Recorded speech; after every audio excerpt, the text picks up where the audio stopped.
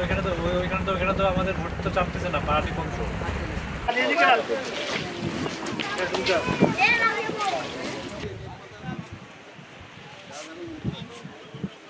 বাচ্চারা অনেক কষ্ট করে, সেইটার জন্য আপনারা অধৈর্য হবেন না। এখানে যতজন আছেন প্রত্যেকে একটা করে পাবেন, সুতরাং এটা নিয়ে কারোর আর টেনশন করার দরকার নাই। একটারও বাদ দেবেন না। কি হয় আছেন প্রত্যেককেই জেলা প্রশাসক স্যার নিজ হাতে কম্বল প্রদান করবেন। অস্থির হওয়ার কিছু নেই। আমরা যেগুলো নিয়ে এসেছি তার মধ্যে সব থেকে ভালোটি, সবারই একই মানের। এই মুরব্বী নামাজের কথা বলেছেন স্যার, এবং আমরাও কিন্তু সেই চাঁদপুরে গিয়ে নামাজ পড়বো।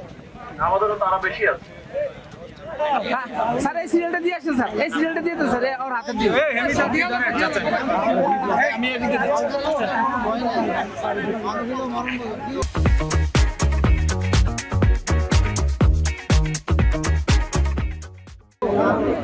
দিয়ে দেন।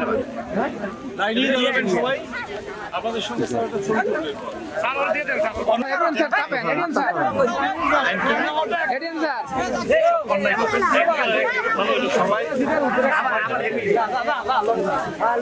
একজনে দিয়ে যাচ্ছি। আরেকটা লোন হুমানের একটা দেন। আরে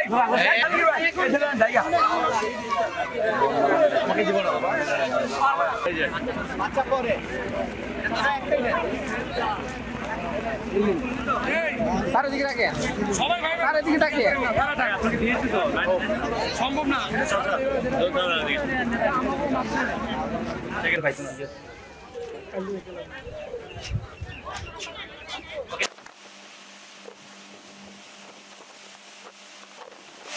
দাঁড়ান স্যার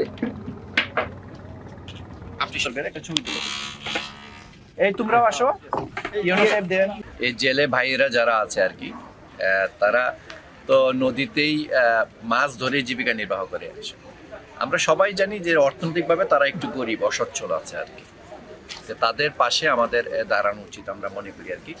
আমরা সারা বছরই আমাদের বিভিন্ন ধরনের কর্মসূচি আছে, কিন্তু আমাদের কাছে শীত বস্ত্র আছে। আমরা মনে করি যে এই শহরে আমাদের সকল সংস্থা, বেসরকারি ব্যক্তিবর্গ সবসময় গরিবদের পাশে কম্বল নিয়ে যায়, কিন্তু এই যে গ্রামগুলা যারা আছে এরা অনেকটা বিচ্ছিন্ন। দেখেন মেঘনা এবং পদ্মা নদীর মাঝখানের একটা চর, আমাকে স্পিড বোটে আসতে আধা ঘন্টা লেগেছে, এবং এইখানে ওনাদেরকে কেউ কম্বল দিতে বা সরকারি অন্য কোনো সাহায্য করতে কেউ আসে না। তারা সবসময় বঞ্চিত থাকে, সবসময় অবহেলিত থাকে, এবং আমরা মনে করেছি যে এই মানুষগুলোর পাশে আমাদের দাঁড়ানো উচিত।